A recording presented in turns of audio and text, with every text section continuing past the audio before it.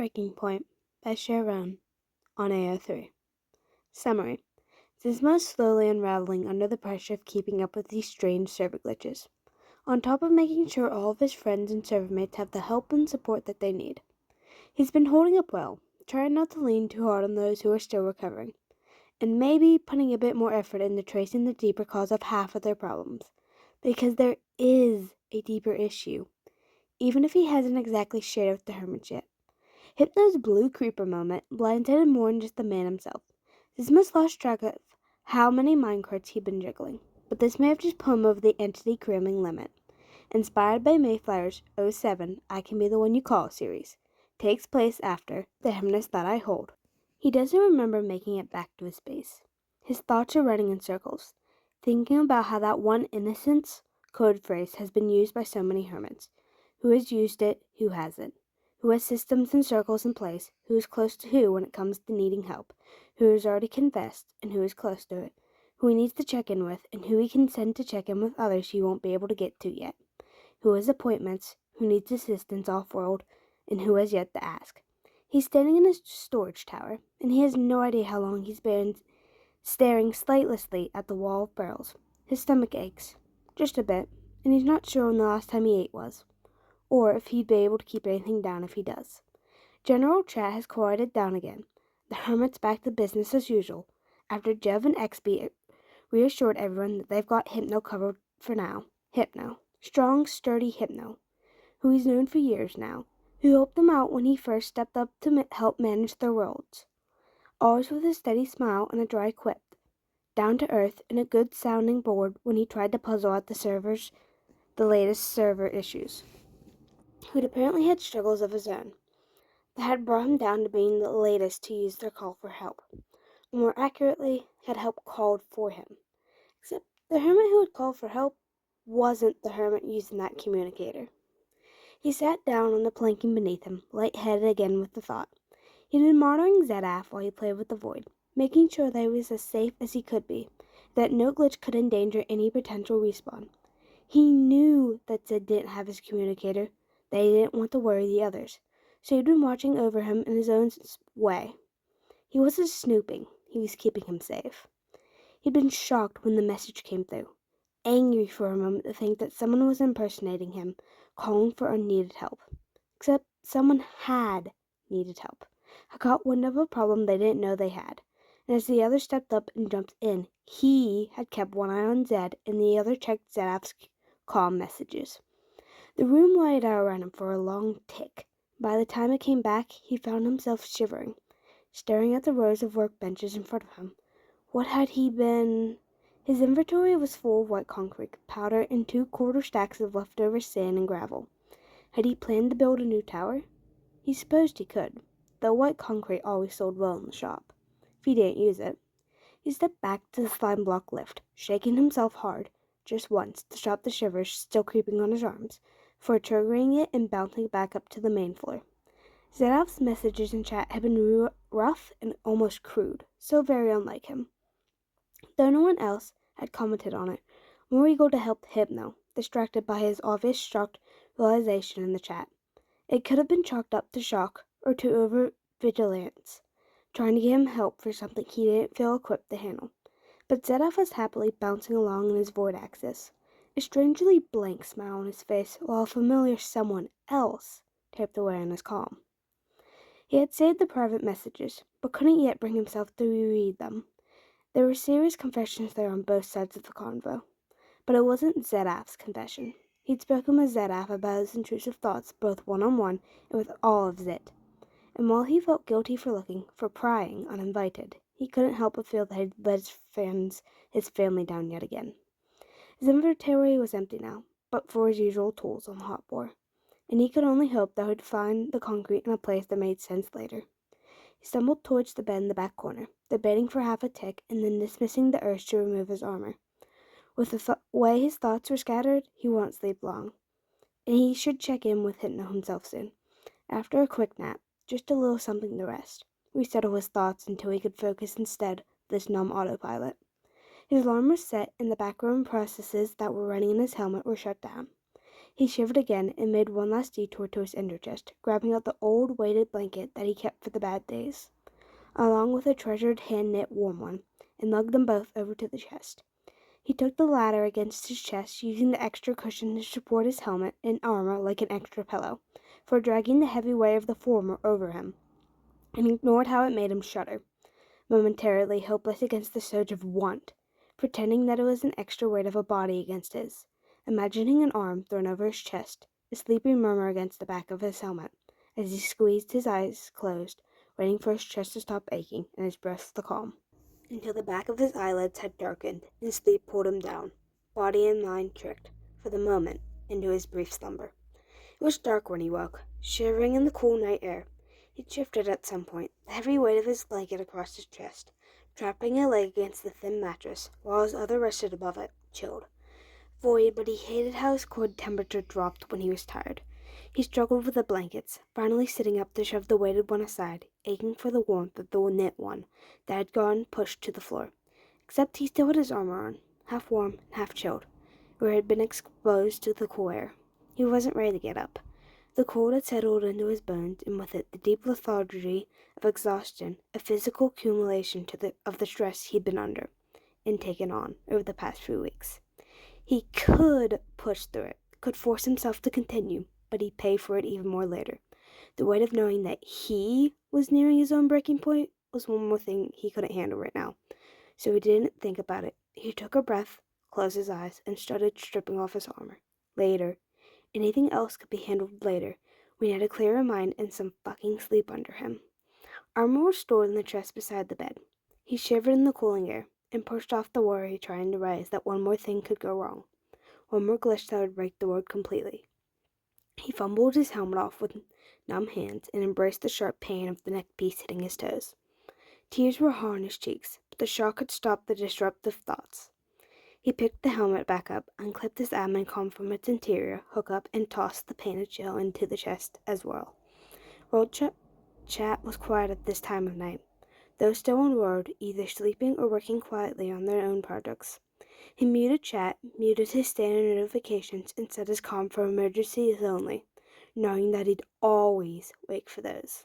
And then was the thin wool sheet spread over him, the warm knit tossed over that, and the lifting of the weighted blanket, wiggling and moving to cover himself. Muscles burning lately and struggling to shift every ounce of the ingots and cocoa beans sewn inside.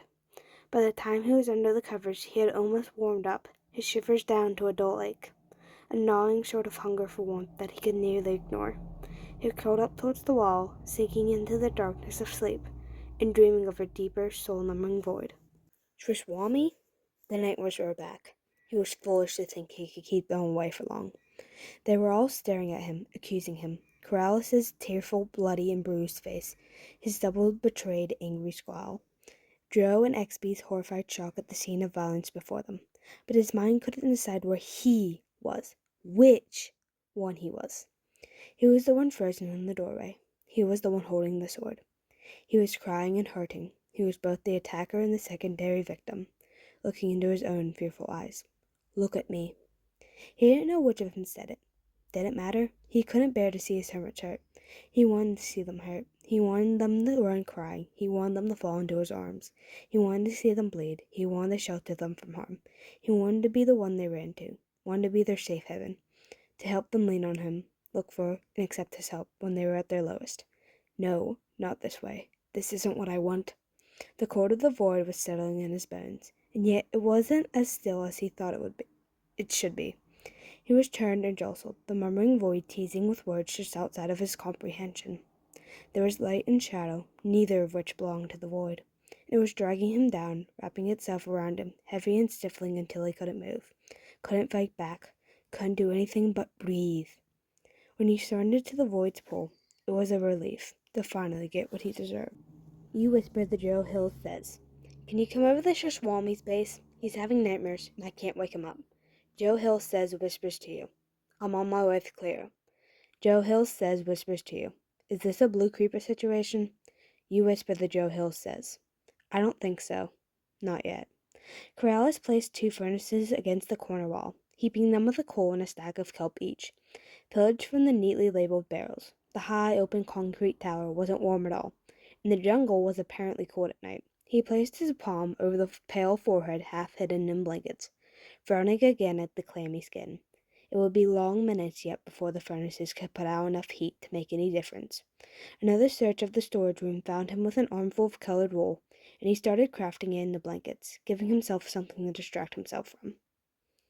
The low whimpers and unintelligible muttering coming from the bed. Actually, more beds wouldn't go amiss, and he had plenty of wool here. He heard the rockets firing from outside only ticks before boots landed on the concrete entrance.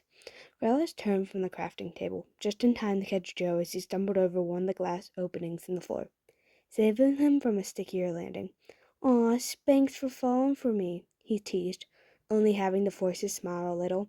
Was it my eyes or my pretty face? He ignored the urge to rub a hand over his face, to turn away in self-deprecation or shame of the scars he bore, the delectably soft marks of his no longer recent ordeal, because they didn't matter as much in the presence of what he had stood firm to protect.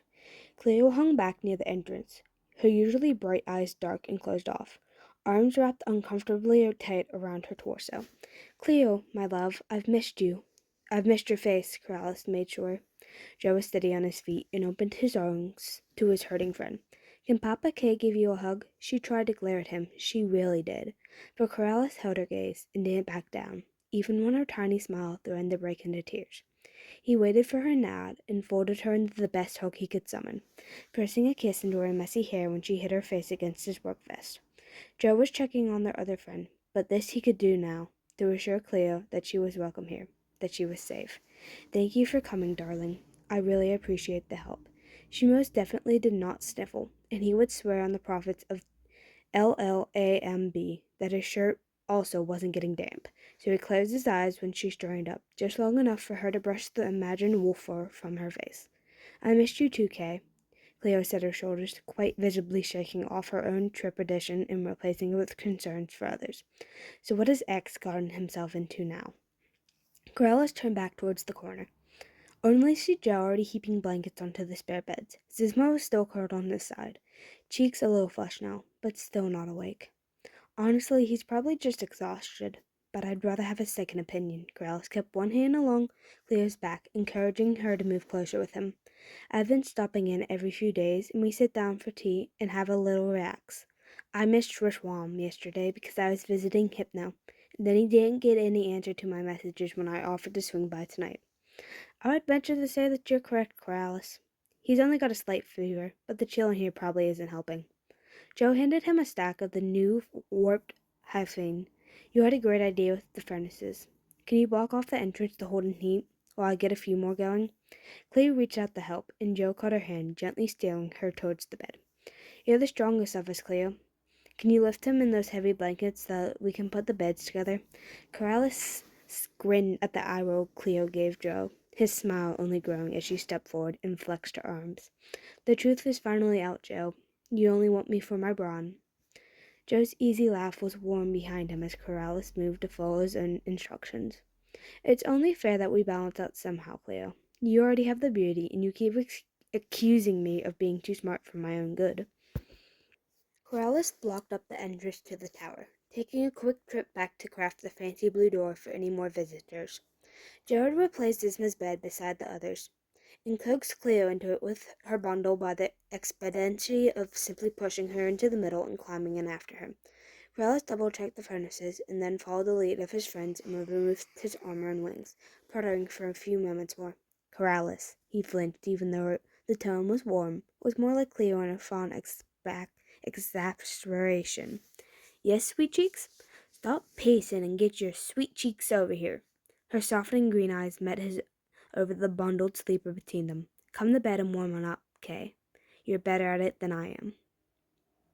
He walked through a million scenarios, his mind providing lectures, accusations, pleading, and resolutions. The good, the bad, the best outcomes, and the worst. Everyone lives and forgives. Everyone dies with insults and hate on their lips. He's sick with the twisting perspective.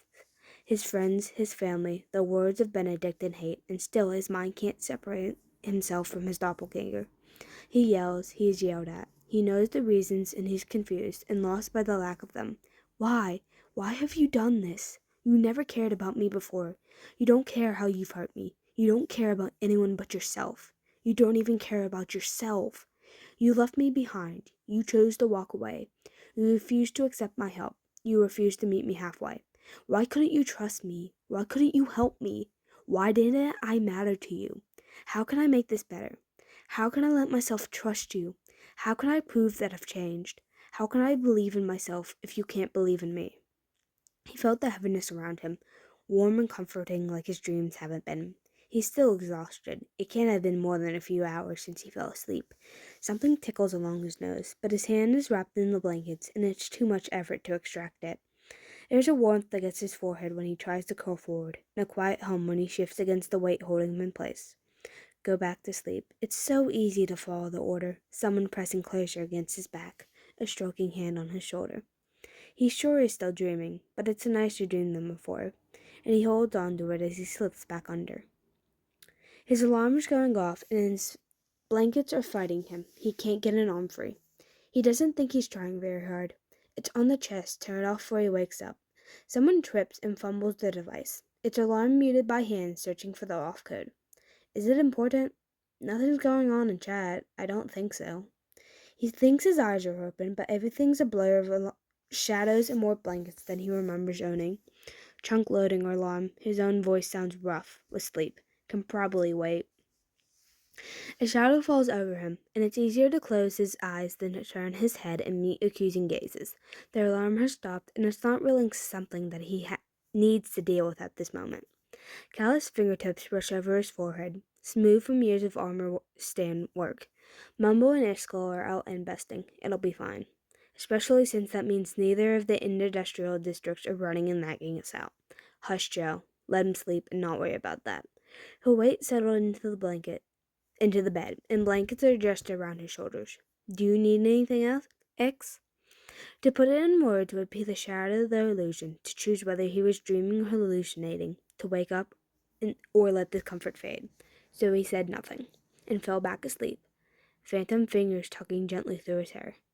Why does he even have an alarm for this? I don't know, but if you can turn it off, we'd be much appreciated. It's just Zed out logging back in. Isn't the world chat good enough? Or does he mute that too? There was something there, something he had been watching for. Double logged, he coughed, his mouth dry before taking in a deep breath, the effort making him lightheaded. Let me check it. His eyes were as dry as his throat, forcing them open into brighter light as he sneaked an arm out of warm blankets. Cubfan was walking towards him, a finger pressed to his lips. I'll give you the calm if you try not to wake Sleeping Beauty behind you.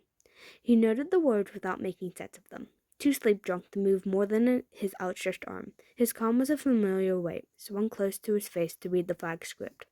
It was there again, an easily brushed-off glitch with possibly sinister implications.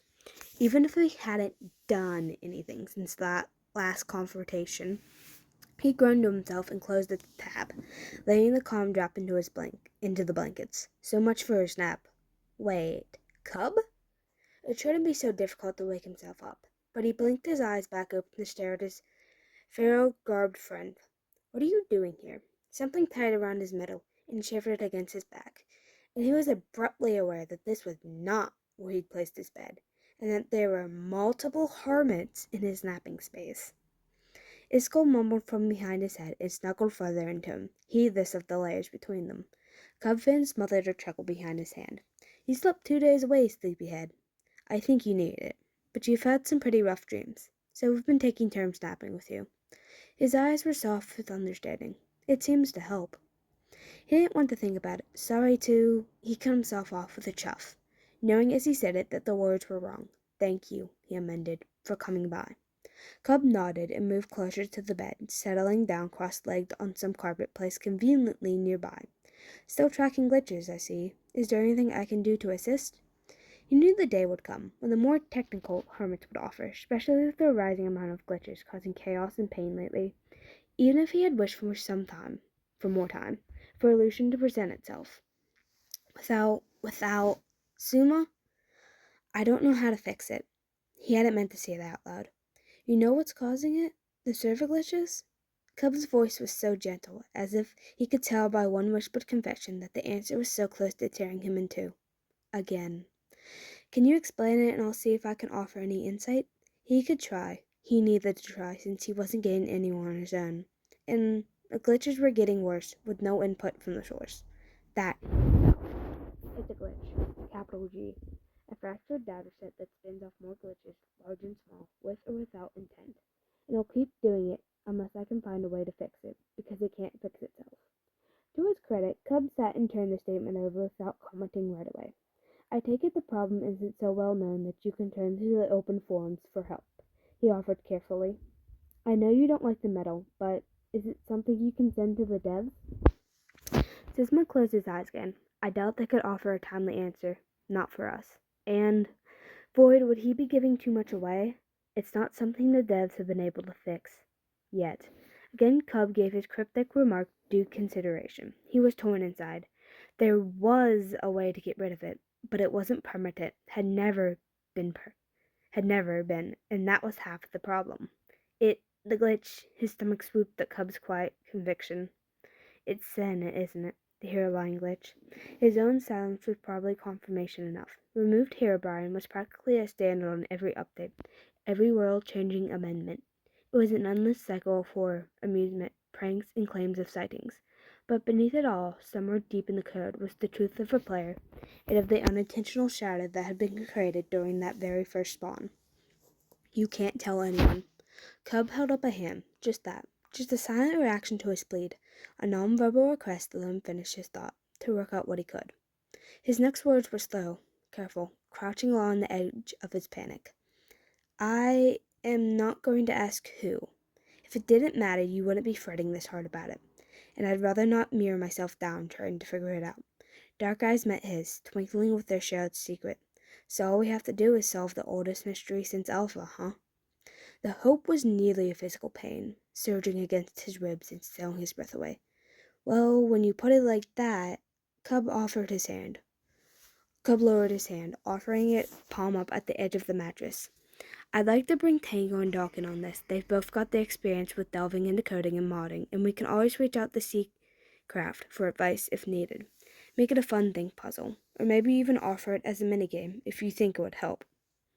It took the combined blame power, sources, and OP access less than 2 days to find the solution.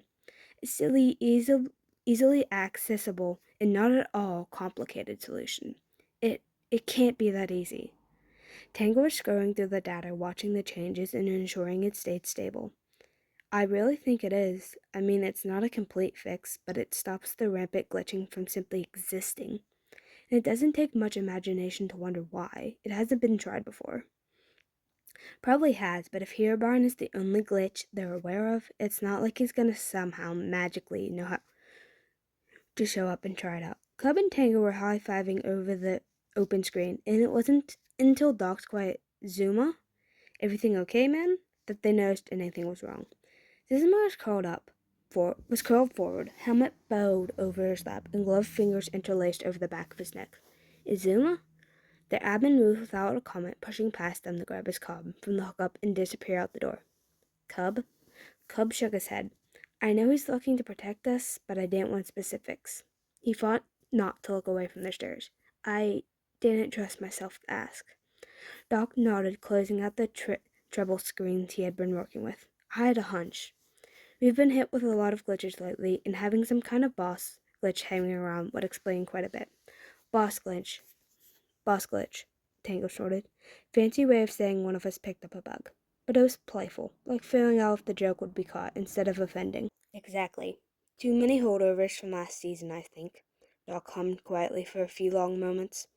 Through all of the storylines and alt personalities, and even element, under pressure, mind you, his deep rumble of laughter brought smiles to lessen the tenseness that my infinity portal may have caused a minor glitch or two. And Beast's attempt at a cloning machine this season, the Buttman, even the Nether reset could have done it. Cubfan helped disconnect the last of the workstation they'd been using.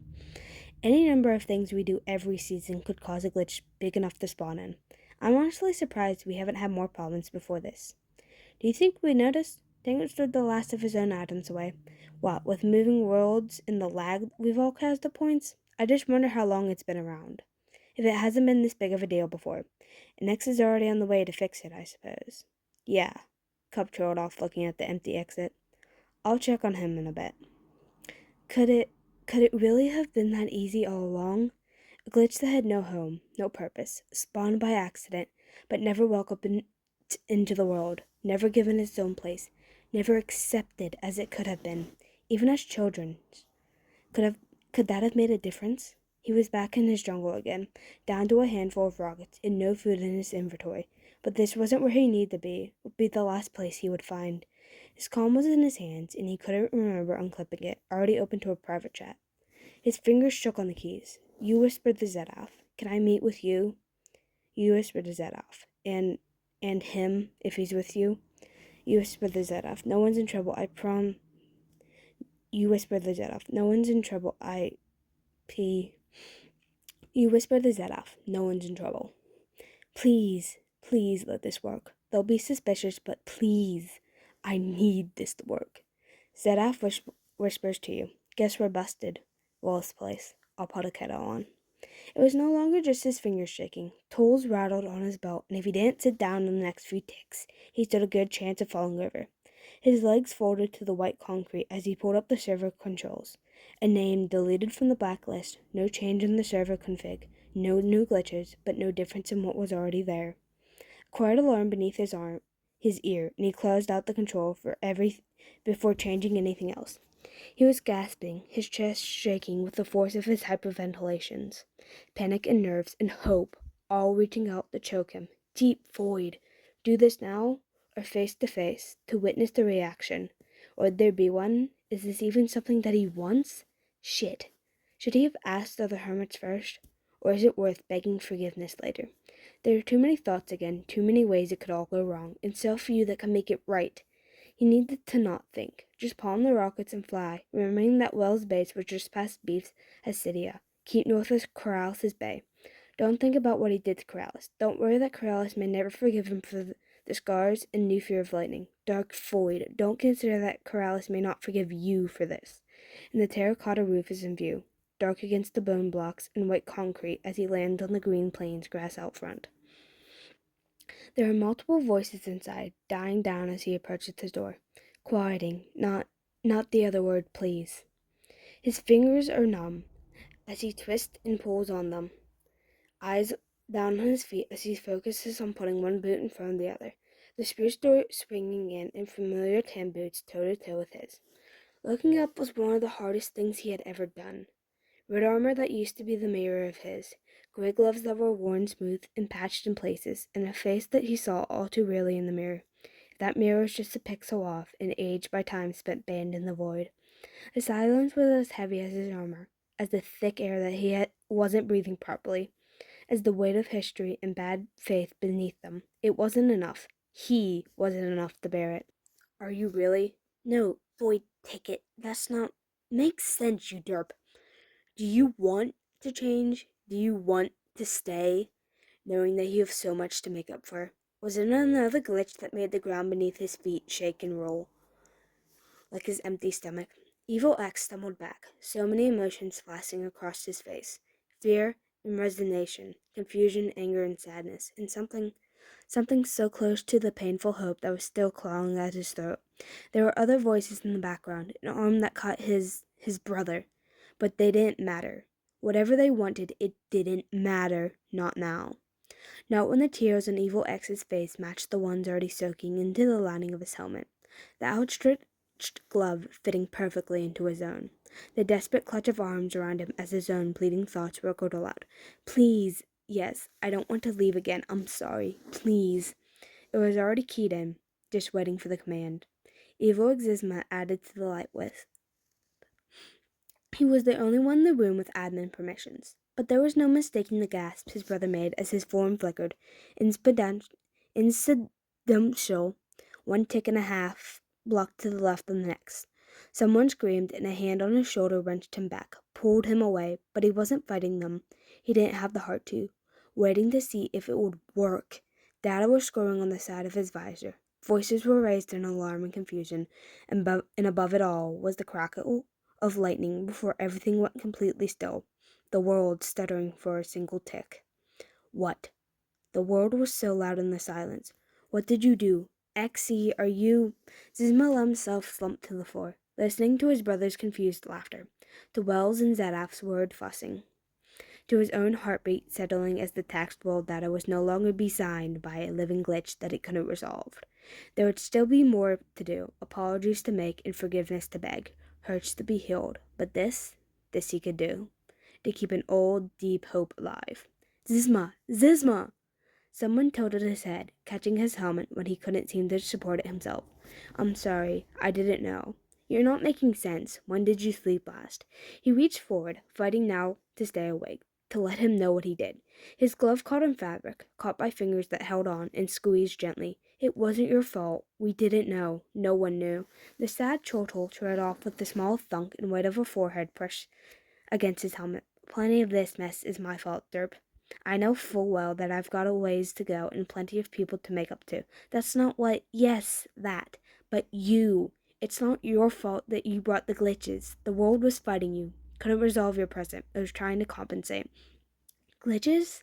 Wait, what do you mean he brought them? We solved it. The Herobrine glitch. He was fading. He knew he was. But it didn't matter. He had to let him know he was safe.